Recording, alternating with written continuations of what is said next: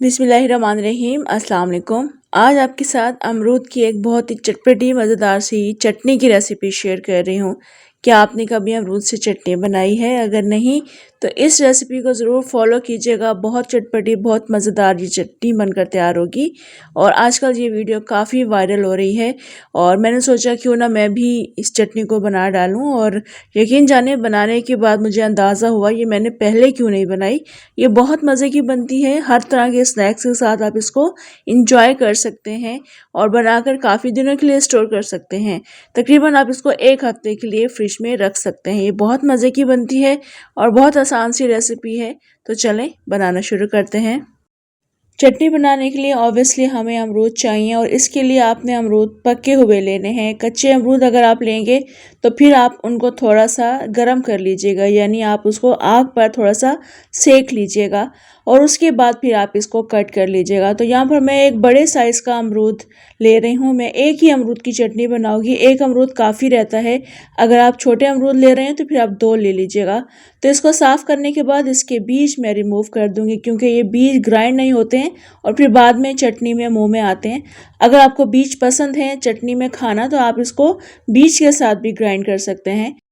अमरूद को हाफ करने के बाद इसके सेंटर से मैं बीज रिमूव कर रही हूँ। इस तरह से बस बीज रिमूव कर देंगे। अमरूद को अच्छे तरीके से साफ़ कर लेंगे। उसके बाद हमने इनके पीसेस काटने हैं। छोटे छोटे पीसेस काटिएगा ताकि ग्राइंड करने में आसानी रहे। पके हुए अमरूद का फ़ायदा ये होता है कि वो इजीली ग्राइंड हो जाता है, सख्त नहीं होता है। कच्चे अमरूद जो होते हैं वो थोड़े से हार्ड होते हैं, तो ग्राइंड करने में थोड़ी सी मुश्किल आती है। तो यहाँ पर देखें, इन अमरूदों को मैंने छोटे पीसेस में काट लिया है। तो अभी मैं इसको एक बाउल में रख दूंगी।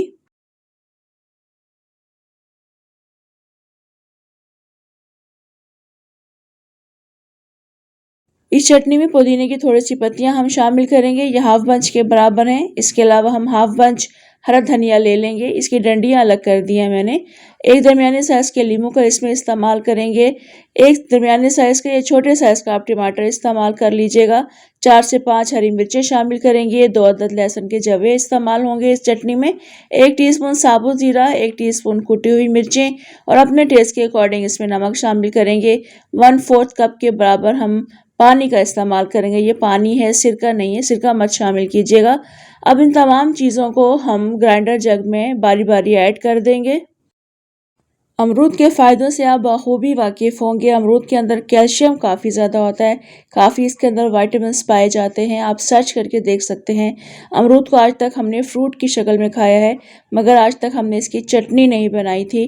तो ये चटनी आप ज़रूर बनाकर देखिएगा। यकीन जाने हर तरह के खानों का और स्नैक्स का मज़ा दोबाला हो जाता है। आप दाल चावल के साथ भी इस चटनी को खा सकते हैं।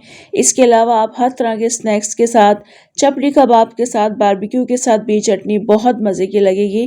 तो तमाम चीज़ें मैंने अभी शामिल कर दी हैं। लीमू को मैं काट रही हूँ, लीमू के बीज रिमूव करेंगे और ये लीमू हम इसमें शामिल कर देंगे।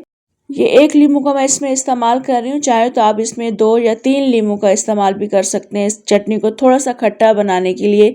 और अगर आप इसमें टमाटर नहीं शामिल करना चाहें तो सिर्फ अमरूद और धनिया पुदीने की चटनी भी बहुत ज़्यादा मज़े की बनेगी। अगर आपके पास घर में लीमू नहीं है तो आप उसकी जगह इमली का पल्प इस्तेमाल कर सकते हैं, 5 से 6 टेबल स्पून के बराबर, या फिर जितना खट्टा खाना आप पसंद करते हैं।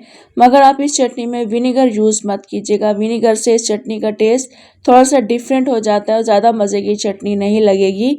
तो यहाँ पर देखें, टमाटरों को भी मैंने छोटे पीसेस में काट लिया है ताकि आसानी के साथ ये ग्राइंड हो सके। इसके बाद मैं इसमें तकरीबन 1/4 टीस्पून के बराबर टाटरी शामिल कर दूंगी।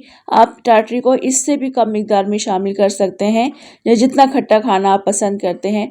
टाटरी शामिल करने से, लीमू शामिल करने से ये चटनी काफ़ी दिनों के लिए आप स्टोर कर सकते हैं फ्रिज में रखकर, और इसकी थिकनेस भी आप चेक कर सकते हैं। ये बहुत अच्छी, बहुत मज़ेदार चटनी बनकर तैयार होती है।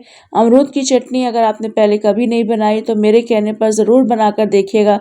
ये एक्सपेरिमेंट आप भी करके देख लें। फर्स्ट टाइम मैंने आज बनाई है और यकीन जाने ये हम सबको बहुत पसंद आई थी। आप भी इसे बनाकर देखें वो आप सबको भी बहुत मज़े की लगेगी। हर तरह के स्नैक्स के साथ खा सकते हैं इसे। इसके अलावा बारबेक्यू के किसी भी आइटम के साथ ये चटनी बहुत ज़्यादा मज़े की लगेगी। तो ज़रूर बनाइएगा और बताइएगा आपसे कैसी बनी और आपको कैसी लगी। कमेंट, लाइक, शेयर भी आपने ज़रूर करना है।